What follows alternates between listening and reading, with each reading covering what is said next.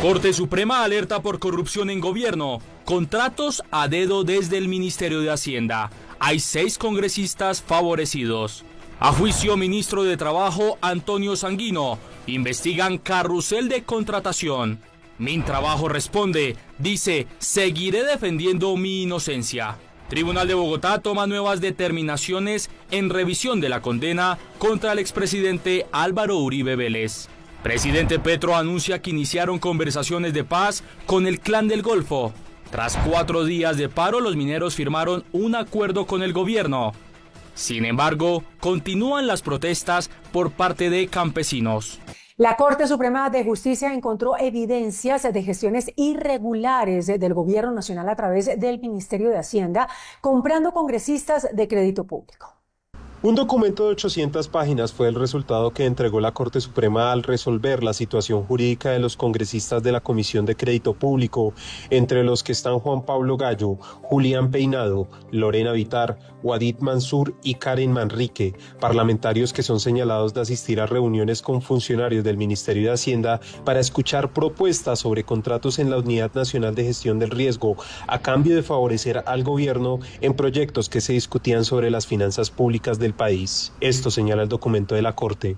Se habrían involucrado en un esquema de negociación criminal dentro del que habrían aceptado promesa remuneratoria por parte de funcionarios de la rama ejecutiva del poder público. Lo anterior a cambio de la función que los sindicatos tenían como miembros de la CICP, puntualmente de conceptuar operaciones de crédito sometidas a su consideración por parte del Ministerio de Hacienda y Crédito Público. La Corte señala que existen chats que demostrarían que el exministro Ricardo Bonilla y el exviceministro Diego Guevara habrían tenido conocimiento sobre dichas reuniones que se efectuaron sobre los ofrecimientos. La presunta propuesta remuneratoria convenida y aceptada por los sindicatos estaría relacionada con el avance de 3 proyectos que serían ejecutados contractualmente a través de la Subdirección para el Manejo de Desastres de la Unidad Nacional para la Gestión del Riesgo de Desastres. Aunque la Corte decidió no imponer medida de aseguramiento contra los congresistas, sí señaló el alto tribunal que hay evidencias para continuar con el proceso contra los parlamentarios activos. Mientras tanto, la Fiscalía será la encargada de determinar la suerte del exministro de Hacienda Ricardo Bonilla. La conclusión a la que habría llegado la Corte Suprema de Justicia con respecto a algunos congresistas de la Comisión de Crédito Público generó reacciones al interior del Congreso.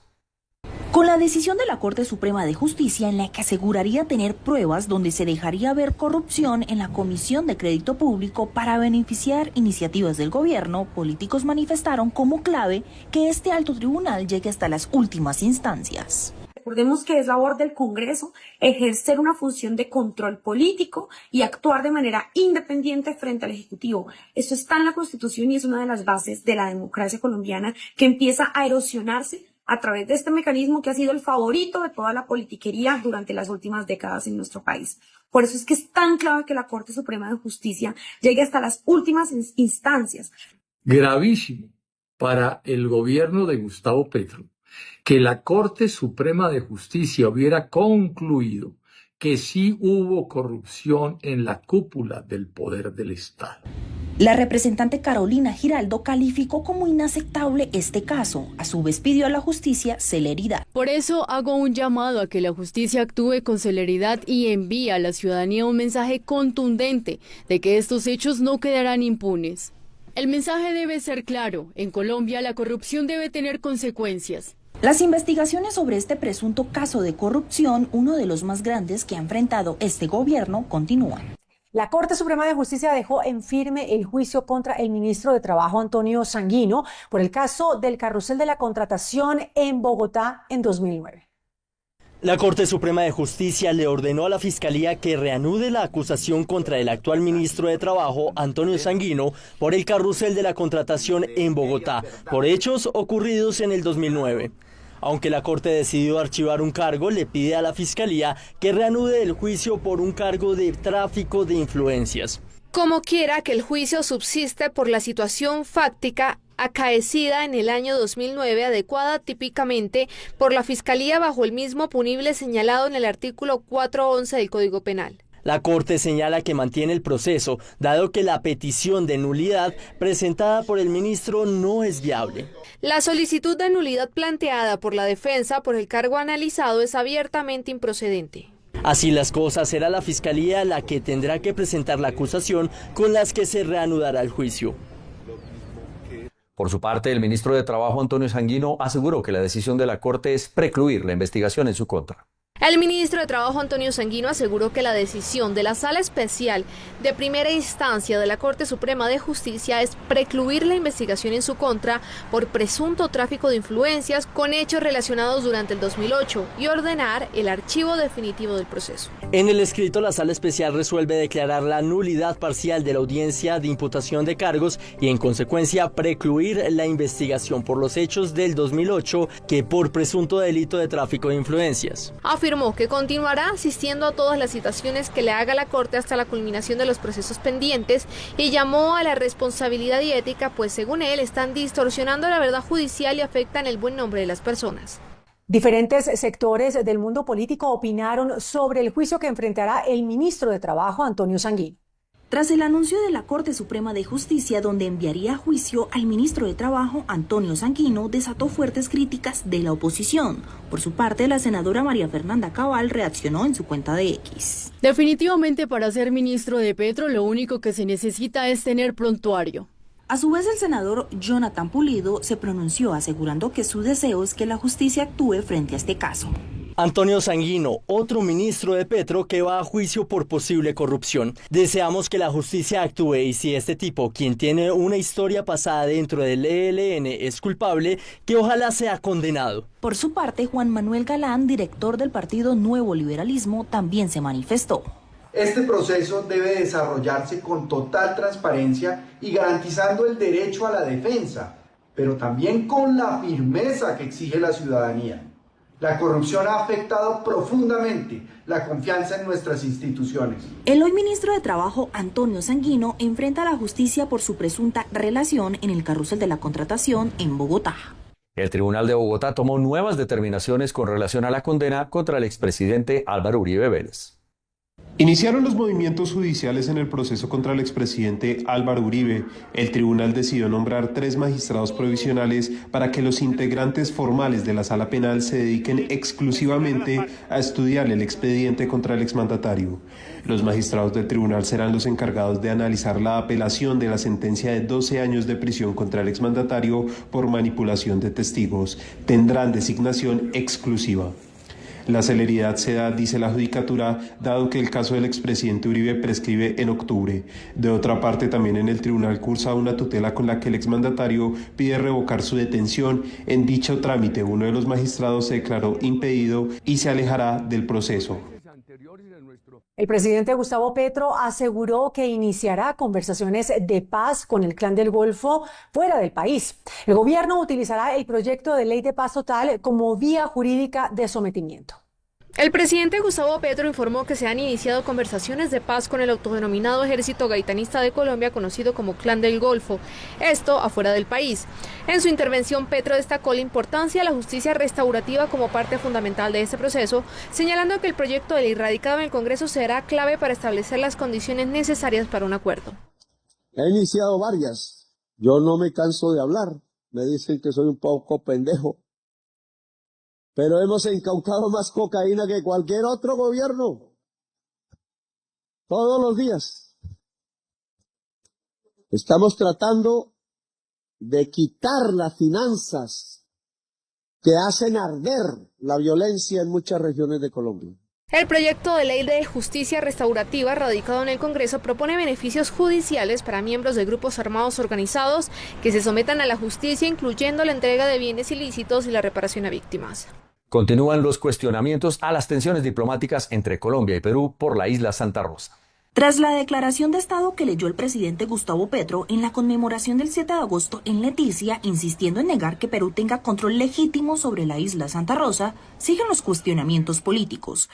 Es la Comisión Binacional la encargada de resolverlo. Hay vías diplomáticas. Por su parte, el precandidato presidencial Juan Daniel Oviedo manifestó que la frontera se defiende con institucionalidad. Es imperativo que se reactive la Comisión Mixta Permanente para la Inspección de la Frontera colombo-peruana. El senador Carlos Fernando Motoa aseguró en su cuenta de X que el presidente desató un impasse. Las diferencias entre países deben tramitarse por canales diplomáticos, de la mano de expertos y respetando siempre al interlocutor. Lo que Gustavo Petro desató fue un impasse que dificultará entendimientos futuros. En medio de la controversia, el gobierno participará en la Comisión Mixta de Inspección Fronteriza que tendrá lugar en Perú en el mes de septiembre para buscar un diálogo en torno a la isla.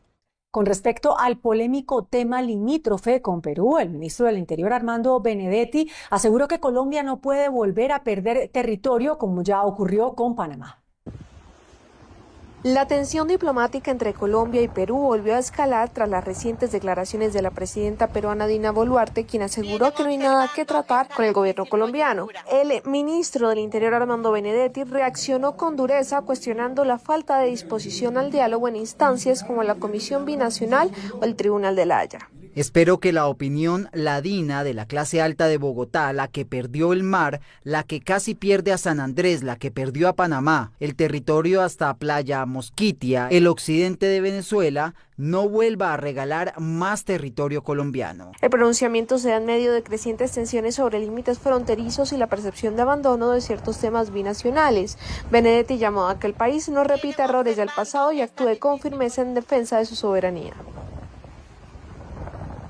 Desde Leticia, el ministro de la Defensa, Pedro Sánchez, hizo un llamado a la diplomacia para solucionar la tensión entre Colombia y Perú, al tiempo que anunció un nuevo sistema basado en la inteligencia artificial para combatir la corrupción en el sector de la defensa.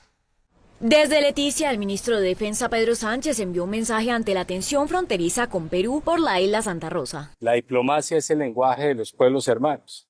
Aquí la única amenaza que hay son los criminales que delinquen por acá, que afectan a ambas naciones, incluso a Brasil.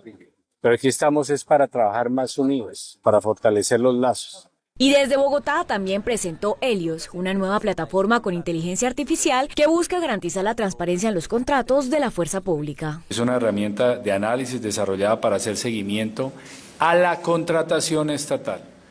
Quiere decir que puede abarcar otros sectores del gobierno nacional. Pero en este momento está enfocada al sector defensa.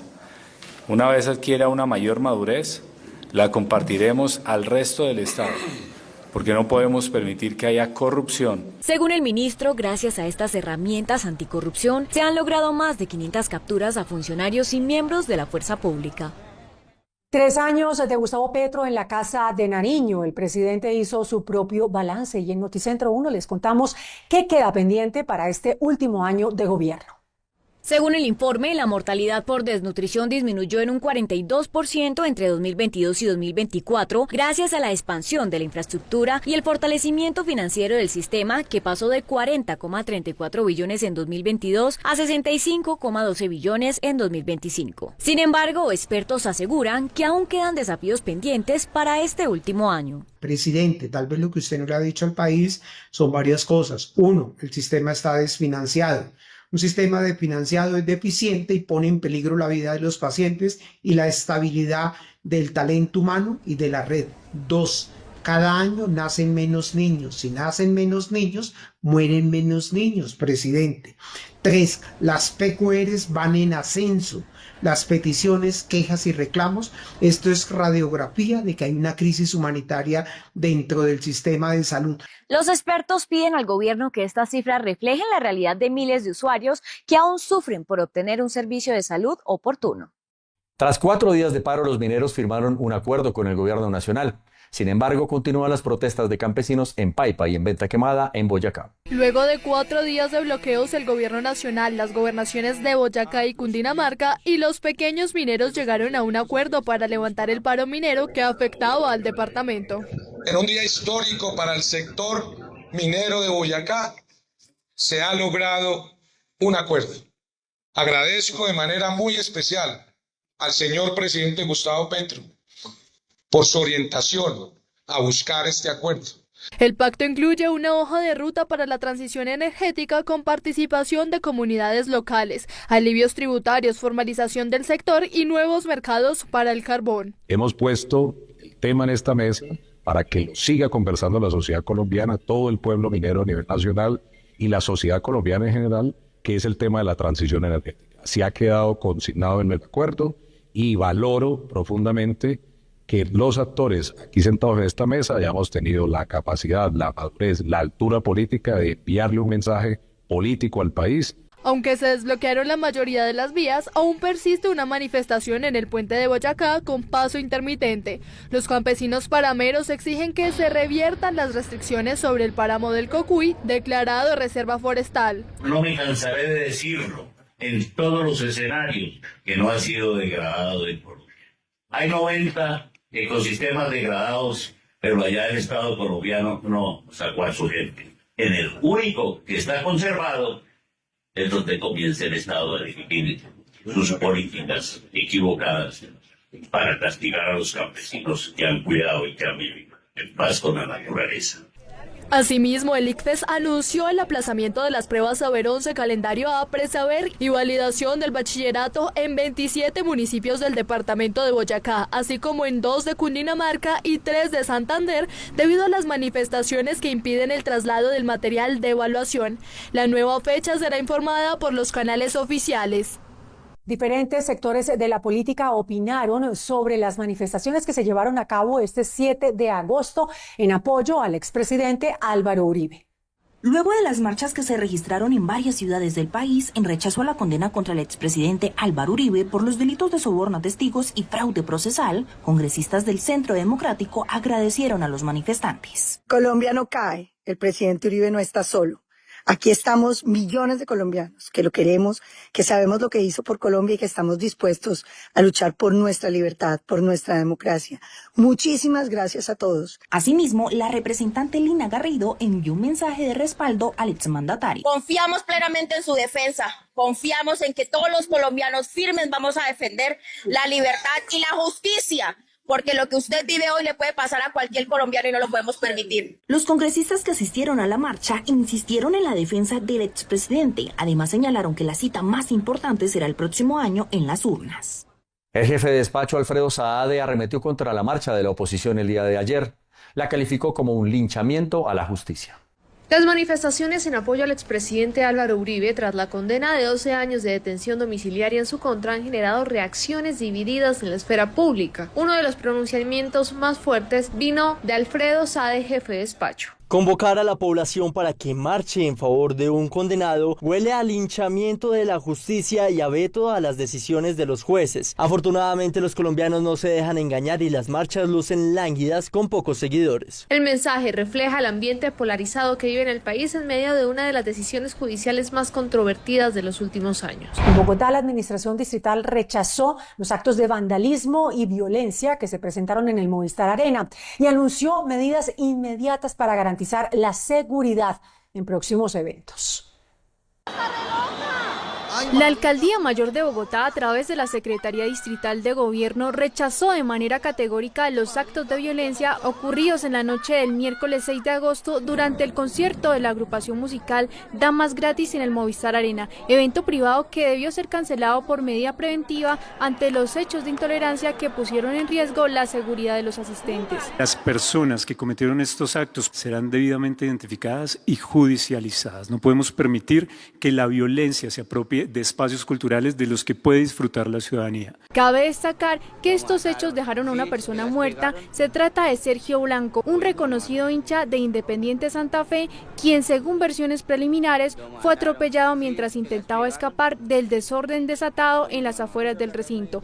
El alcalde de Bogotá, Carlos Fernando Galán, confirmó la muerte a través de su cuenta de X y calificó los hechos como absolutamente repudiables. Por otra parte, los hechos violentos sucedidos en el Movistar Arena antes de un concierto son absolutamente repudiables. Este tipo de violencias no puede ser pasado por alto ni aceptado como normal. Como resultado de las riñas, varias personas están siendo atendidas en diferentes centros hospitalarios de la ciudad. Las fuertes lluvias de las últimas horas en Bogotá han generado encharcamientos e inundaciones en varios sectores de la capital, afectando seriamente la movilidad. Bogotá enfrenta una fuerte jornada de lluvias que han ocasionado encharcamientos, inundaciones y afectaciones significativas en la movilidad de varias zonas de la ciudad. Las precipitaciones que comenzaron en horas de la mañana impactaron con mayor intensidad a las localidades de Chapinero, Los Mártires y Puente Aranda, obligando a conductores y peatones a desplazarse por calles completamente cubiertas de agua. Nos indica durante estos días condiciones de abundante nubosidad, posibilidad de lloviznas, especialmente en horas de las mañanas en zonas del oriente y sur de la capital. En las tardes y noches no se descartan lluvias también en algunas zonas de las localidades de Usaquén, Suba, Chapinero, Candelaria, San Cristóbal y Usme. Según reportes de los ciudadanos y autoridades, uno de los puntos más afectados fue la avenida Circunvalar con calle 85, en el sentido norte-sur, donde el agua cubrió gran parte de la vía, provocando congestiones vehiculares que se extendieron por varios kilómetros. Pánico causó un intento de fleteo a plena luz del día en la avenida Carrera 68, uno de los lugares más transitados de Bogotá.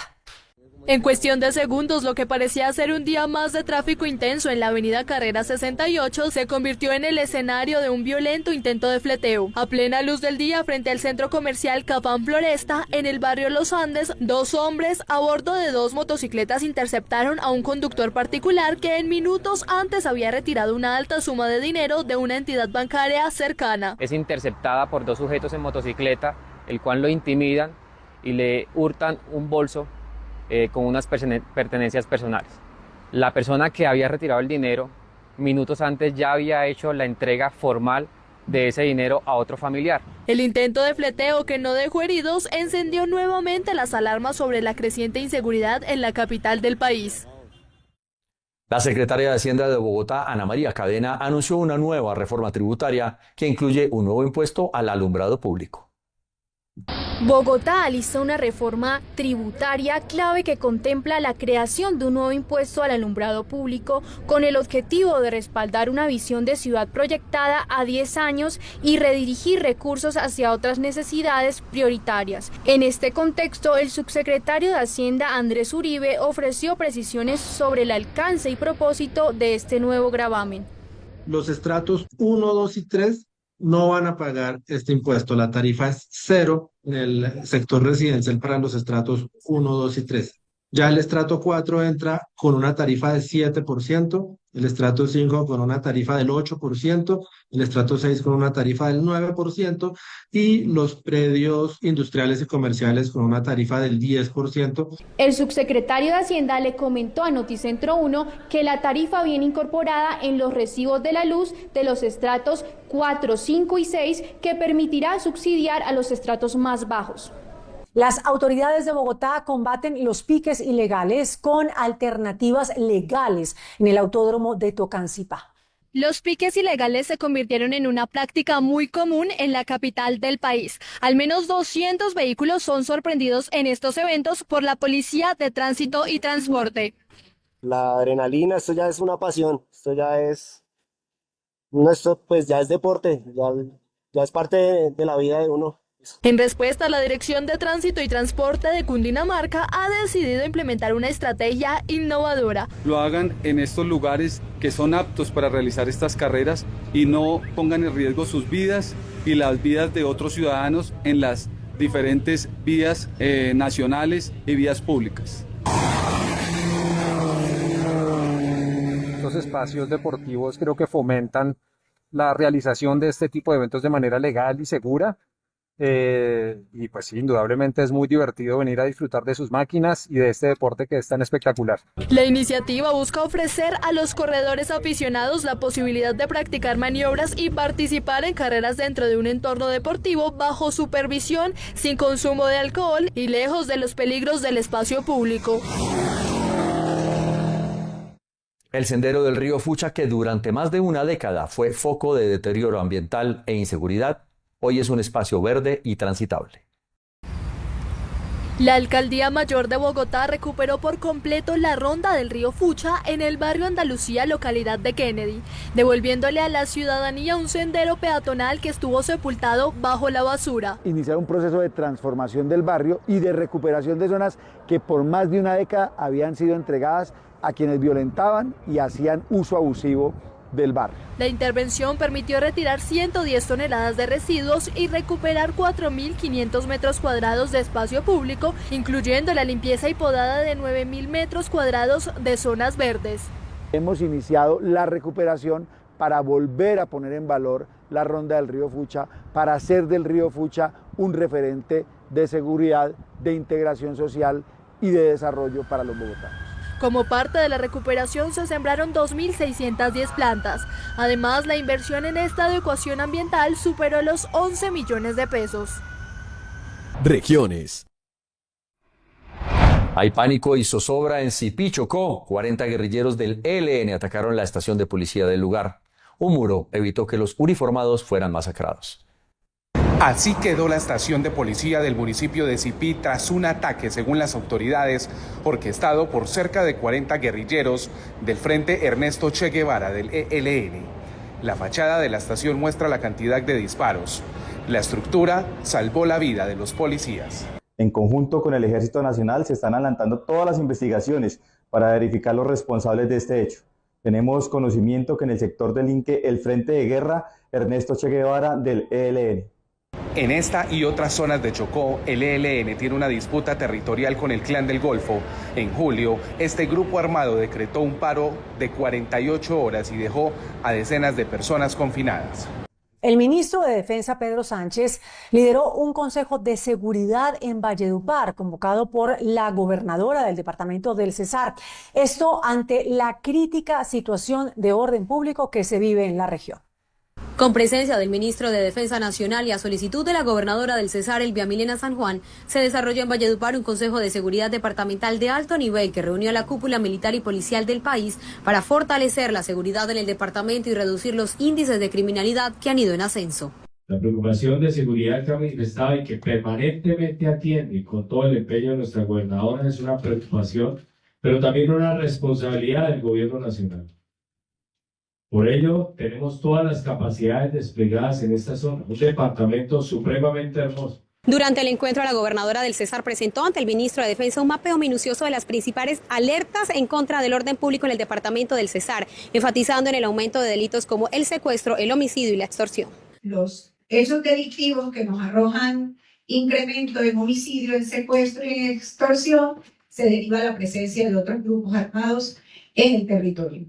Además, el Ministerio de Defensa presentó por primera vez en un Consejo de Seguridad a Dragon, el primer dron de fabricación 100% nacional diseñado para fortalecer las capacidades de vigilancia y control de orden público en todo el país. Hay preocupación en el departamento de Caldas por el colapso inminente del sistema de urgencias en Manizales, que ya supera el 80% de la ocupación. Para Noticentro 1, desde la ciudad de Manizales, la noticia es la crisis hospitalaria en el departamento, casi un 200% en diferentes hospitales. Caldas se suma a la crisis de la salud desde hace varios meses. Ahora genera mayor preocupación el colapso en los servicios de urgencia en varios hospitales del departamento, sumado a la falta de entrega de medicamentos y suspensión de los servicios por falta de pago de las EPS. Desafortunadamente, la mayor cantidad de usuarios que están acudiendo a los servicios de urgencias es por falta de medicamentos. La alcaldía y diferentes sectores sociales están trabajando para buscar soluciones, incluyendo la gestión de los recursos adeudados y la intervención del gobierno nacional. Las 9 unidades de urgencia en Manizales están colapsadas, especialmente en horas de la noche y los días lunes. Hasta el momento, el Ministerio de Salud no ha respondido oficialmente a las solicitudes presentadas, lo que ha generado inquietud frente a la falta de respuesta a nivel nacional. Para Noticentro 1, desde la ciudad de Manizales, Daniela Chaura. En Popayán cerraron la única planta de sacrificio animal de la ciudad y declararon la emergencia sanitaria. Al cumplirse 8 días del cierre de la planta de sacrificio de reses, el desabastecimiento de carnes en plazas de mercado de Popayán comenzó a generar pérdidas entre los 500 comerciantes del producto legalmente constituidos.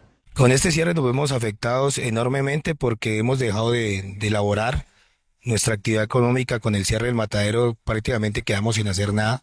Desde la Secretaría de Salud Municipal se ha indicado que se está trabajando en un plan de contingencia para la reapertura de la planta con un nuevo operador y en la vigilancia para evitar la comercialización ilegal de carnes. El matadero municipal está ahorita en un momento de transición, por lo cual las actividades se han parado. Desde la administración municipal se ha indicado que en 2 o 3 días se estaría dando solución a esta problemática. Es toda la información que se genera a esta hora desde el departamento del Cauca con Carlos Hoyos. Las noticias económicas. El DANE anunció que la inflación volvió a subir. Para julio de este año marcó 0,28%. En el reporte de la entidad, la inflación volvió a subir en el mes de julio, marcando 0,28% frente al mismo mes del año anterior, cuando se ubicó en 0,20%. De esta manera, el índice de precios al consumidor registró 4,90%, que si bien se mantiene por debajo del 5%, presentó un crecimiento frente a la tendencia de junio pasado. El alza corresponde a un repunte en el grupo de alimentos que para este mes estuvo en 0,82%. Se sumaron salud con el 0,39% y restaurantes y hoteles con el 0,35%. Alojamiento, agua, electricidad y gas tuvo un aporte de 0,06 puntos porcentuales. Allí la renta efectiva imputada fue lo que estuvo jalonando más todo este rubro. Y en negativo justo allí también tenemos electricidad y gas. Las frutas frescas en alimentos fue el mayor crecimiento, seguido de arriendos dentro del sector agropecuario. Y entre esas frutas frescas, el mango es una de esas frutas que tuvo un crecimiento que estuvo jalonando. Otros alimentos estuvieron también allí subiendo o apoyando ese crecimiento. Tenemos los tomates, tomate de árbol, las cebollas, tanto la cabezona como la larga.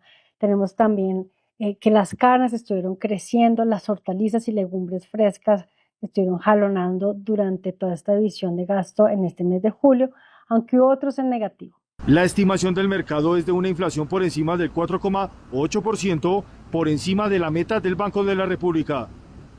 El gobierno no dio soluciones a la crisis de la empresa Aire y se mantiene en alerta el desabastecimiento de energía en la costa caribe colombiana. Este viernes se dio un encuentro entre gobierno, gobernadores y actores del sector eléctrico para buscar soluciones a la empresa Aire, que además de tener una crisis financiera, está en riesgo su operación en los departamentos de Atlántico, Magdalena y La Guajira. El agente interventor de la Superintendencia de Servicios Públicos no dio solución y se reconoció que no hay recursos inmediatos para suplir las necesidades de la compañía intervenida por el mismo gobierno. Desde la Postoma se tiene una deuda por 1.5 billones de pesos que pone en vilo el suministro eléctrico en la costa caribe colombiana. Si estas empresas fallan, la región Caribe podría tener un problema del 35% en la falta de energía si estas empresas llegan a no tener cómo comprar combustibles para poder atender la generación que tienen que hacer en el día a día. La falta de soluciones aumenta la preocupación que puede afectar la disponibilidad de energía en la zona del país. El ministro de Hacienda demandó ante la Corte Constitucional la ley que modifica el FOMPET. Asegura que esta trae problemas fiscales para la nación. Está la demanda de inconstitucionalidad que radicó el ministro de Hacienda Germán Ávila ante la Corte Constitucional en contra de la ley que modificó el Fondo Nacional de Pensiones de los Entes Territoriales FOMPET. Según el gobierno, la nueva norma, entre otras cosas, es inconveniente ya que obliga a las alcaldías y distritos a destinar un 10% de sus ingresos corrientes para apoyar la financiación de este fondo. Sin embargo, la aplicación sería desde 2006, lo que genera una nueva deuda para los entes territoriales de 49 billones de pesos y que para el caso de Bogotá suma cerca de 1.2 billones de pesos. La iniciativa aprobada en primer semestre en el Congreso de la República buscaba dar autonomía a las regiones para el manejo de estos recursos. No obstante, la figura puede ser contradictoria, ya que habilita a las alcaldías a la solicitud de estos dineros como consideren, generando problemas fiscales, pero también los obliga a entregar recursos de su presupuesto. El FOMPET, que destina recursos en pensiones para 3 frentes como salud, educación y propósito general, tiene un acumulado de 63 billones de pesos, pero un pasivo de 124 billones de pesos. La Bolsa de Valores de Colombia reportó un incremento en el mercado de capitales en el primer semestre de 2025. El reporte de la Bolsa de Valores de Colombia muestra un mercado de capitales colombiano sólido que durante el primer semestre de este año presentó incrementos en sus principales índices. Es así como el MSCI de capitalización Colcap acumuló un retorno del 20,9% y una rentabilidad del 7,4% por dividendo en el mercado accionario, que además registró un crecimiento del 64%. La renta fija y los derivados presentaron incrementos del 39% y el 7% respectivamente. Estos resultados consolidan a Colombia como uno de los mercados más atractivos de la región en términos de rentabilidad total y liquidez. Y en Noticentro 1 llegó la hora de conocer los indicadores económicos. Indicadores económicos. La tasa representativa del mercado que regirá hasta el próximo lunes será de 4.034 pesos con 74 centavos. Los profesionales del cambio compran la divisa en promedio en 4.000 pesos y la venden en 4.040 pesos. Un euro cuesta 4.712 pesos con 50 centavos. La libra de café en Nueva York se cotizó a $3 con 9 centavos. El precio interno se cotizó a 2.526.000 pesos la carga. El barril de petróleo WTI se cotizó en $63 con 39 centavos. La referencia Brent para Colombia se cotizó en $66 con 14 centavos. El índice de capitalización de la Bolsa de Valores de Colombia subió 1,59% a 1.802 puntos. Entretenimiento. Entre surcos de colores, sus manos acomodan cada flor como si fueran recuerdos. John Jairo Grajales sonríe bajo su sombrero en su casa del corregimiento de Santa Elena en Medellín. El corazón ya explotando a latidos porque prácticamente es un orgullo saber que vamos a llevar algo bonito para todos los citadinos y poder saber que tenemos esta bella experiencia y compartirla a las espaldas para transmitirla. El amanecer aún no ha despejado el frío y ya su puerta está abierta.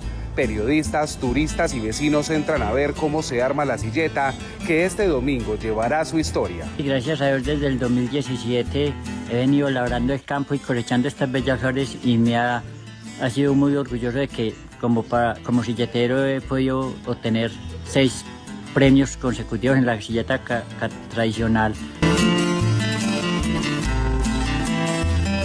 John ha sido 6 veces ganador en la categoría tradicional. Cosecha, selecciona y acomoda flor por flor, con la paciencia de quien sabe que la tradición no se improvisa. Este año más de 500 silleteros recorrerán las calles de Medellín. La salida será a las 2 de la tarde desde el puente de Guayaquil. Pasará por la calle San Juan y la avenida del Ferrocarril hasta llegar a Plaza Mayor. Este año habrá vestuario renovado. Cada silletero llevará un listón negro en el brazo como homenaje a las víctimas de las lluvias en Medellín y otras regiones del país. Me voy para Medellín, a la Feria de las Flores, me voy a encontrar allí mis herencias, mis amores. Esto ha sido para siempre, desde la primera vez que te vi.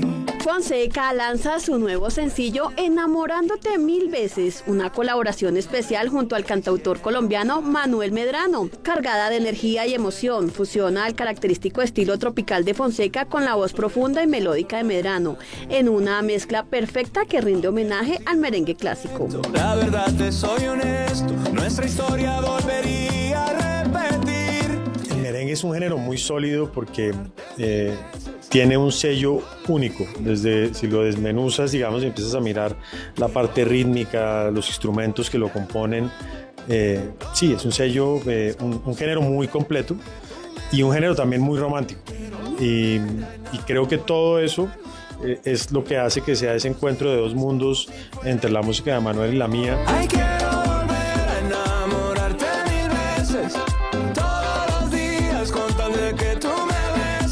En esta colaboración, Fonseca lleva a Medrano a explorar un sonido más caribeño, lleno de percusión, vientos y una base rítmica que invita al baile. La verdad, para mí un sueño incursionar en el merengue y sobre todo junto a Fonse, que es como uno de los más grandes exponentes de la música tropical y una persona que creció con toda la música latina en la casa, la salsa, el merengue, la champeta, el vallenato. Entonces hace gran parte de mi ADN musical también. Entonces para mí es un privilegio poder estar haciendo parte de esta canción Enamorarte Mil Veces, que nos tiene enamorados literalmente. Le doy gracias al cielo por esa carita tan linda. El estreno de Enamorándote Mil Veces llega acompañado de un live performance grabado en Miami, mostrando la conexión y la complicidad entre los dos artistas en el escenario. Esa forma de bailar que me mueve el piso. Gracias a la inteligencia artificial será posible anticiparse a brotes de dengue. En Cali, la Secretaría de Salud presentó una herramienta conocida con el nombre de dengue.ia, la cual permitirá mejorar la capacidad de respuesta de la ciudad ante ese tipo de enfermedades con herramientas de última generación. Bueno, es un modelo que utiliza inteligencia artificial y nos permite predecir cómo se va a comportar la ciudad en las próximas 4 semanas, con antelación de 4 semanas, y de esa manera tomar la iniciativa antes de que ocurra un brote epidémico. Esperamos que el modelo siga alimentándose con más datos, aprendiendo más y nos permita anticiparnos con más tiempo incluso a una posible epidemia de dengue. De acuerdo con la Secretaría de Salud, este tipo de plataformas que utilizan la inteligencia artificial permiten analizar los datos en tiempo real del número de contagios de dengue. Y ello permite optimizar recursos a la hora de tomar decisiones que apunten a reducir el número de casos.